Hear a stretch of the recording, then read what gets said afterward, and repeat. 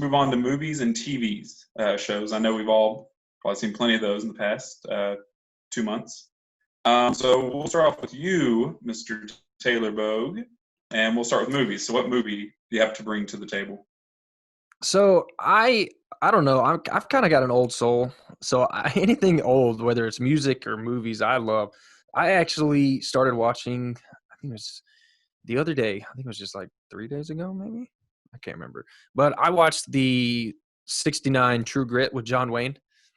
I don't know about y'all, but I'm a huge Western fan. Anything that's old Western, freaking Tombstone, both the True Grits, I love them. So I don't really know. It kind of brings you more understanding, especially of the things that we take for granted because of the things that they didn't have in those movies and TV shows back then. So kind of like right now, it's like, I think yesterday I was off yesterday because it was a holiday, and I sat at the house, internet was down, and we didn't have really much to do. So we just sat around and played board games. And I was like, can you imagine if it was like back in an old Western where that's literally all you get up and do is go work, come home, and you ain't got TV and all that kind of stuff. So I'm law enforcement. So anything that has to do with like old school Westerns with sheriffs and marshals and all that kind of stuff, I'm in anyway. And John Wayne, boom, you've got a dual interest of mine. So I dove back into the old Western movies, and True Grit was the one that really stood out that I watched just because of one of the acting, the cinematography, the story, everything about it was great. So if you haven't seen it, I don't know where you've been or what rock you've been living under, but there's two of them, and you definitely need to go watch both. So yeah, absolutely. Growing up, my grandfather and my dad both, they just loved John Wayne. Like, same here. Loved him. And so, I know your grandpa's probably, just that it captured that era so perfectly. And if you're a guy living back there, if we had been living back at that time, I know we'd all be watching it together. It's just how it was. As a kid, I never really. But the thing is, you got to realize too, every time that you went into one of these old people's homes or one of these elders, your dad and all that kind of stuff, they always had like the History Channel on, and there was either a Western or a black and white Western or something that they were watching. Every time you would go into one of their homes, they wouldn't be watching it. TV would just be on. It was background noise, and that's exactly it. History Channel. Yeah. It's funny. It's funny you say that because that's so true. Like, I'd walk to my grandpa's house, and they're just sitting there watching it, or not. They're just talking to each other and arguing over some topic that they were talking about 30 minutes ago, and it was like, okay, well, that's not what's on the TV anymore. But they're still just so caught up in their conversation. It's just like, golly, this is so funny. And I wouldn't even know what they're talking about half the time. I just had to kind of sit there as a kid, and I was like, well, this sounds interesting. I don't know what they're talking about. It's a cool picture. They got guns. They're nodding way, boys. Yeah. Yeah. I was like, I don't have no clue what's going on, but it looks good. Always. So that's funny. Well, all right, there you go. Yeah, True Grit for sure. It's a great film. It's a classic. Any John Wayne film, you're gonna, it's a classic, American classic. So, all right, Reese, what movie you got for us? So the movie that I have is called Lovebirds, and it stars Kumail Nanjiani and Issa Rae. Basically, the movie is about this couple, played by those two actors, and they're on the brink of breaking up. The couple is headed to this party, and they're bickering and fighting the entire car ride over, when suddenly they accidentally run into this guy on a bike. And they're like freaking out. They don't know what to do. They're like asking the guy if he's okay. He's like, yeah, I'm fine. And he's like all bloody and just like not okay, obviously. And he runs off, on his bike, and they're like, oh my gosh, what just happened? And then all of a sudden this guy who is a cop comes up to him and says, I need to take your car. We got to go find that guy. He's a criminal. And so they're like, oh my gosh, okay. And so they go chase this guy around, thinking that they're about to catch him, and then they find out when they get to the guy on the bike after chasing him around that he apparently wasn't a criminal, and this guy that said he was a cop was actually a criminal, and they run the guy over on the bike, and it's hilarious. And this is all in the trailer, so I'm not giving anything away, but it is hilarious. The way that happens, I won't go into detail, but the best laugh out moment of the movie. But essentially that happened. Man. So they're kind of caught up in this murder mystery situation of like, well, we didn't do anything, but it clearly looks like we've done something because we've got like blood on ourselves, and this is like perfect theme for Detective Day here. But that's part of the reason why I chose it, because it was like about crime scenes and murder and stuff. And so, but essentially the whole story is them figuring out this case, trying to track down that cop that they met, and figuring out why they got into the situation, but then also what their relationship looks like at the end of this. So, like I said, lots of laugh out loud moments. It's one of those things where I was not expecting this to be this funny. I mean, I love Kumail Nanjiani as a comedian, but I mean, I wish I could have seen this in the theater. I hate that they didn't get that opportunity. It was on Netflix. So it is easy to get to. So if you have not seen it, go check it out. But highly recommend it for the laughs, the romance, and the action for sure. Man, I would have. I don't know. I'd rather watch it for free on Netflix. I mean, sure, I pay monthly, but still. Yeah, honestly. Well, That sounds great. For sure, watching it, you're like, this feels like it was made for the theater. You know, like watching it with a group of people, laughing your heads off. Like that was the one aspect of this movie that I missed, is getting to have that communal experience. But both of us were just cracking up the entire time. Both comedic actors that were fantastic. A lot of the other were either unknowns or people probably seen movies before. But overall, I'd give it a solid like 9 out of 10. I really enjoyed it. I don't typically love rom-com movies or anything, but the mystery aspect and the comedy really sold it for me. So if you haven't seen Lovebirds on Netflix, go check it out for sure. Oh yeah, absolutely. I'm definitely going to check it out. I'm excited. So my movie is actually a documentary on Netflix, and it is called Have a Good Trip, An Adventure in Psychedelics. Ooh. So there you go. And it's hosted by Nick Offerman, so you can imagine how hilarious he is as a host. Just classic Nick Offerman style. I'd say it's about 85% entertainment value and 15% of actual learning behind it. Education. Because they mainly brought in a ton of actors, actresses, musicians, just a bunch of famous people. And basically every person talks about a different experience they've had with psychedelics and how it alters their mind. Some people are like, yeah, I've done it like 500 times. Other people are like, yeah, I've done it 100 times, 50 times. And the one person out of the whole show that's like, yeah, I only did it once, was Ben Stiller. Because he talks about how he had a terrible trip, and it was like probably the most hilarious story, in my opinion, out of all that were told. So, I mean, they talk about, everything. And it's hilarious because Netflix takes all their stories that they've told and they animate it in such a way that's just like so hilarious to watch. Like literally Ben Stiller's, I was dying laughing because they made all these balloon animals come to life that looked evil, want to kill him, and then there's like things coming after him and chasing him. He said he's with a buddy of his, and he said he called his dad on the phone. Was like, "Dad, what do I do?" And he was like, "I don't know. Like, what do you want me to tell you?" And he was like, he just said, he was like, "Oh my gosh, like I had no clue what to do." And so it's a really funny show. I'm interested in criminal justice and psychology topics, as I know Taylor is. So yeah, Taylor, I definitely recommend it. What do you think about all that? Because I know you have probably a lot of stories about psychedelics and dealing with people that have been on them.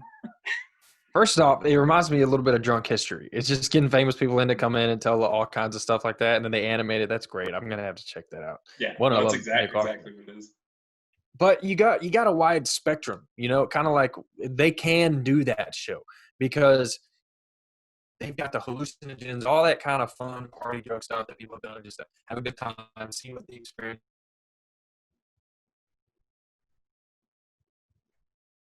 We lost him. Does. And then you look at Netflix and code enforcement, drugs are us, and it's just like the worst of the worst kind of drugs. So it's interesting to see because I've definitely come into contact with people that have been so like on a freaking mission on psychedelics and all that kind of stuff where I just see them bebopping down the road, like on the side of the road, and they're just naked. You don't know where they're going. They don't know where they're going. They're just on a mission. And I walk up. I had one while I was on call, and I was like, "What are you doing?" And he's like, "Man," and I was like, "Do you know where you are?" And he was like, "I'm on the moon." And I was like, "No." I was like, "You're naked on the side of the road in front of Little Caesars." So let me bring you back down to earth real quick. Yeah. Show you where you're at. Houston, For real, the moment those cuffs go on, they go from just freaking just their trip is over.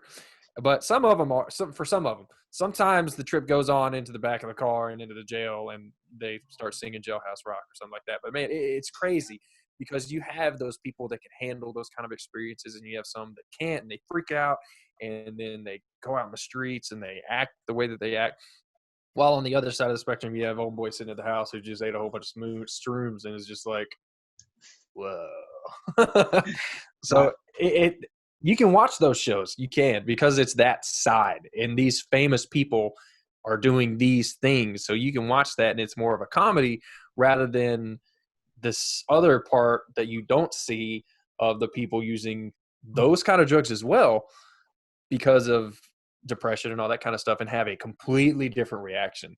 So I'm going to have to check that out too, because one, I'm interested. And like you said, Lane, I'm deeply interested in criminal justice, and I've taken those courses and I've seen it firsthand. It's absolutely just, it's an eye opener on both sides.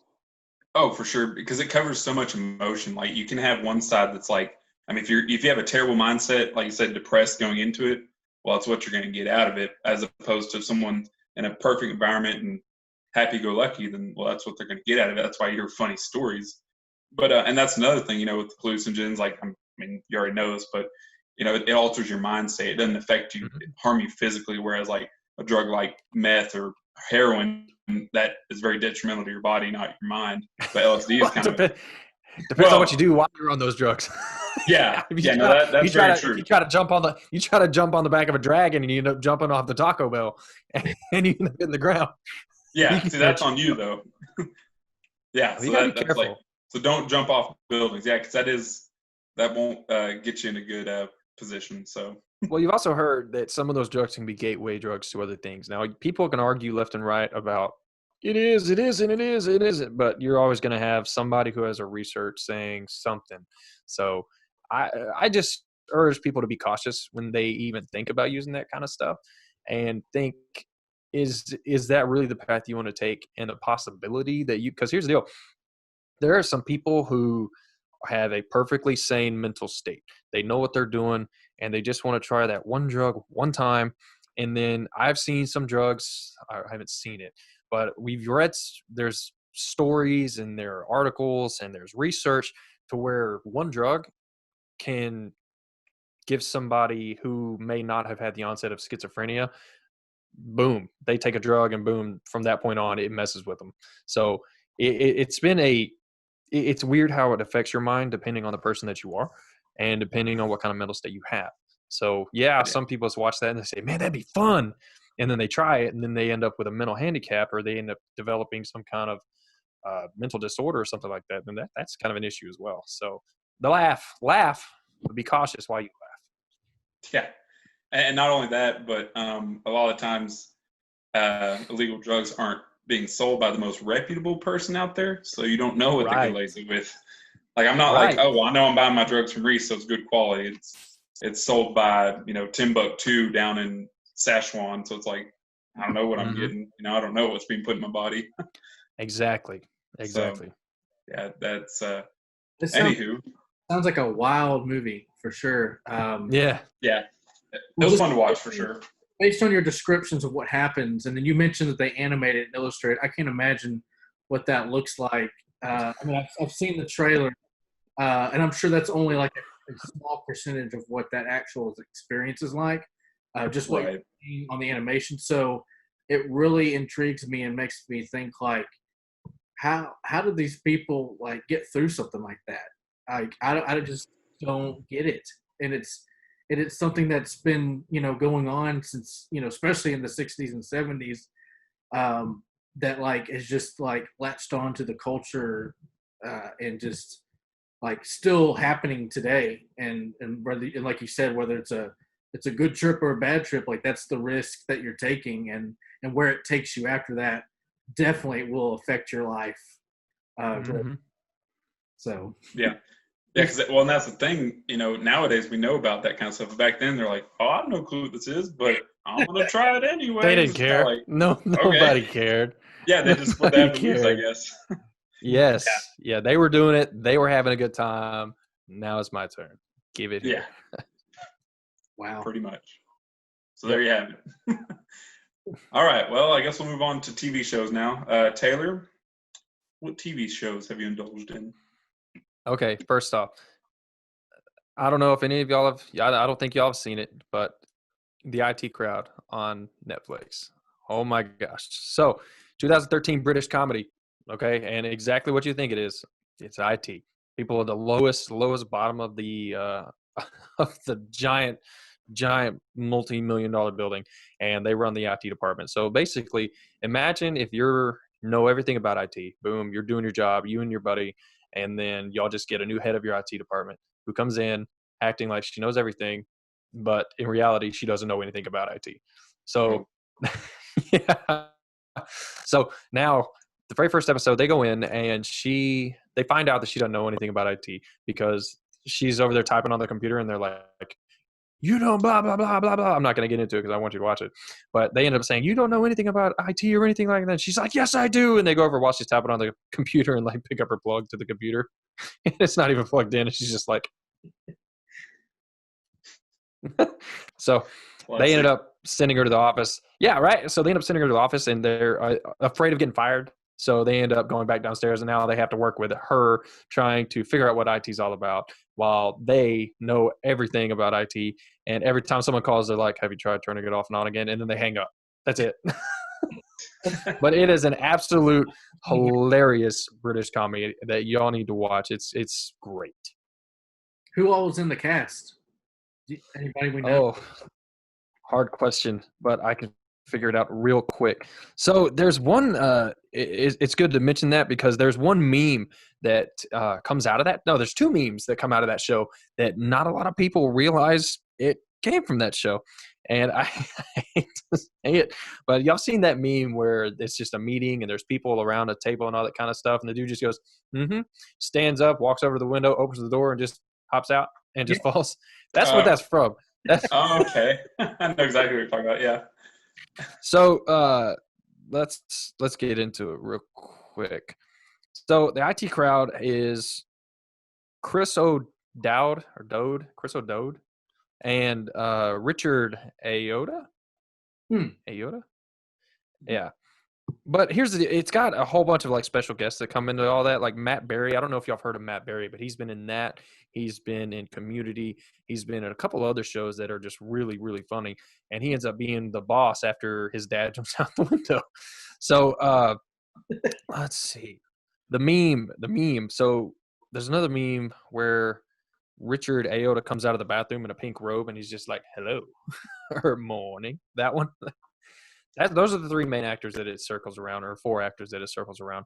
And it's really funny, y'all. I can't stress enough how many times I've watched it from start to finish and then just restarted it. Nice. How many seasons? Age is like fine wine. There are 5 seasons. And they tried to actually bring it, because it was a British comedy, they actually tried to bring it to America. And they were going to bring, I think, one of the main actors from the original British over here, but it didn't pan out. And I wish it really would have. But you can't, like, it's kind of hard to copy those shows and make it as good as it was, especially whenever you loved that one. And I hate to use it as an example, but The Office in America was a lot more popular than one in British. But people still love the people who acted in it, but it just wasn't as popular show like that, and try to remold it and make it as funny and as popular as it was. So I'd rather them not doing it and run one of my favorite shows. Right. If it ain't broke, don't fix it. Exactly. Just add more seasons. Yeah, just keep it going if it's having enough success. Yes. Logic. But not Absolutely. Everyone thinks that way. I know, it's a shame. Not everyone's a genius like me. So, all right. Well, on that note, Reese, what show you got for us? So the show that I've been watching is called Manifest, and it's a show that's on live TV right now, which I know that's wild, but there are still showing new shows there, and it's on NBC, and it's been running for maybe a year or two now, so it's pretty recent. And basically, the plot of the show is you have these passengers on a plane that are coming back from their trip from Jamaica. And most of them are strangers. There's a few families in there that you get to know in the show, but mostly everyone's strangers. And something happens on their flight back. They hit this like storm or some kind of turbulence, and all of a sudden, like that happens, and then nothing, and then everything's fine, back to normal. And then what happens in the major twist of the show that you find out when they land is that when they land, they find out that 5 years has passed since they were gone on their trip. And nobody knows why. It's such a big mystery. The people that were not on the trip, they continued on with life and, did things, got married, and people passed away, and kind of life just kind of went on for 5 years. But the people that came back from the trip, like, hadn't aged. There was like no sign of like 5 years passing, and so they didn't realize that until they landed, and then they're like, oh my gosh, what is going on? So you can just imagine how those people, what they're calling the survivors of the flight, are feeling during all this when they returned home, and in all the different like situations that they put themselves in. For instance, one of the main characters, he was married and had 2 kids. Well, he took one of the kids with him, and the other kid stayed back home with the mom, and they come to find out that she had already like remarried, and then his daughter grew up while he was gone. So lots of wild things like that, and kind of all these people having to cope with that and in this shared experience. And without giving too much away, it's a great show. It's a lot of unknown actors in it, which is, it's kind of good because you can connect with these characters a little bit better. But the best that I can explain it, it's like Lost meets Inception meets Doctor Who. 4400. Like, mystery aspect of it. It's really like at first it's like a mystery, and then it becomes a science fiction mystery, and then you're like, oh my gosh. So I highly recommend if you haven't seen the show. It's very much so like Lost, but in the same way, it's a little bit more grounded and realistic. So, but yeah, have you guys heard of Manifest? I haven't. So I'll check it out, because I never saw Lost either. So, I mean, I'm familiar with it, but yeah, I've never seen it before. Is it on Netflix, you said? No, so you can watch the first 2 seasons on Hulu. I started with episode 1, like I said, a couple years ago, and we've been watching it week to week. And like I said, they just finished, I think, back in February, back in the fall, I think. Either one of those, they finished season 2. So, and then they left a giant cliffhanger there, which I obviously won't spoil, but seeing the journey that these survivors go through, and then the things that you find out about them post flight or post their vacation, is really interesting. So I would highly recommend checking that out on Hulu and catch up before season 3 gets started again. But yeah, that sounds like an awesome show. Definitely check it out on Hulu. Okay, well, speaking of Hulu, my show also is streaming on Hulu right now. Nice. And the newest season of it came out, I don't know how long ago, but it must have been relatively recent because I am indulging in it. But it is Always Sunny in Philadelphia, which I'm pretty sure everyone has heard that show at some point or another. Oh yeah, we've seen it. So I'll keep mine short. Yeah, I'll keep mine short because I'm sure everyone knows about it. It was funny because I read a review about it, and someone described it as Seinfeld on crack, which I think that's pretty accurate because, yeah, I know Taylor can attest to that because it's just the main character just getting wacky situations, and There's no boundaries whatsoever, which is so great about it. But Rob McElhenney, he plays Mac. He's the main guy behind everything. Danny DeVito, of course, if no one knows him by now. Charlie Day, Glenn Howerton. I mean, they're all fantastic. And then there's Dee, but no one cares about Dee. Now Caitlin Olsen, she has that one show. I forgot. Shut up, bird. What is it? The Mac or something? Or Mick? The Mac? Big Mac?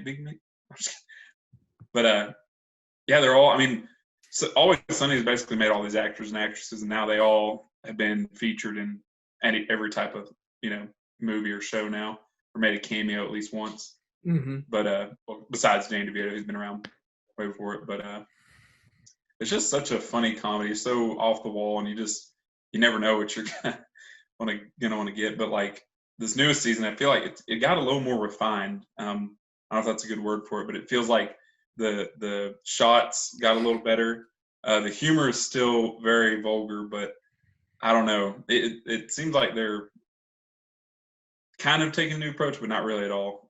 So like they're going forwards, but they're also going. That show is nothing more.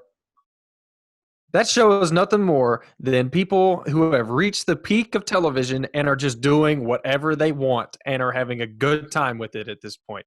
They don't care. Yeah, that's pretty much it. Yeah. So and I love every single episode. Yeah, absolutely. And I just heard we'll leave it at that. I just heard that they renewed for season 15, if you can believe it. And apparently that broke some records, which is wild to think that show has been on or about to be on TV for 15 seasons. Oh yeah, because if you go back to season 1 right now, you'd say there's no way this show is going to get to 15 seasons. Exactly. Like, there's no way this is like people are going to get offended like left and right. Like you'd bite your tongue. Oh yeah.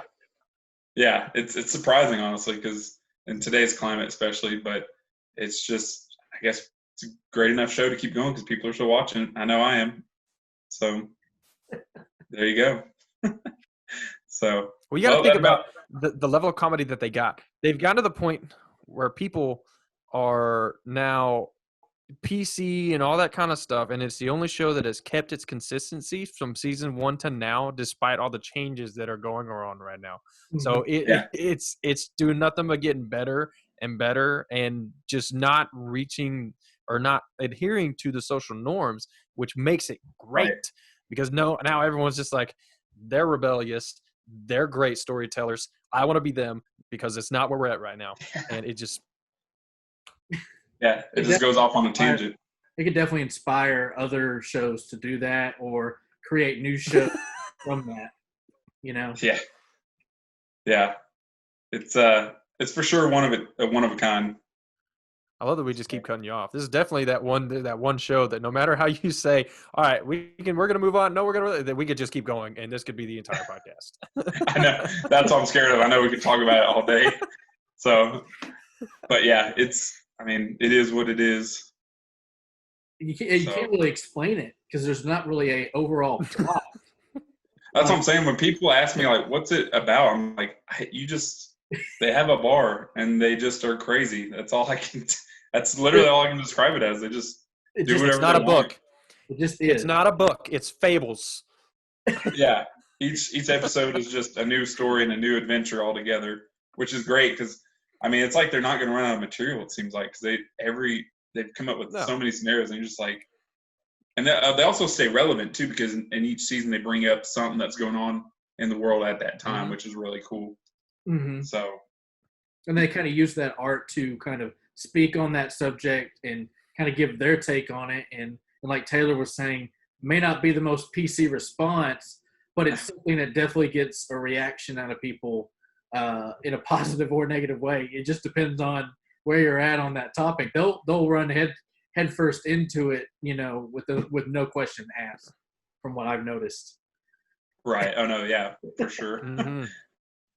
Yeah, they're not worried about Very offending. much So, anywho, I think, like I said, that wraps it up. But we could keep going on and on forever about it. So just go see it. That's all we can say.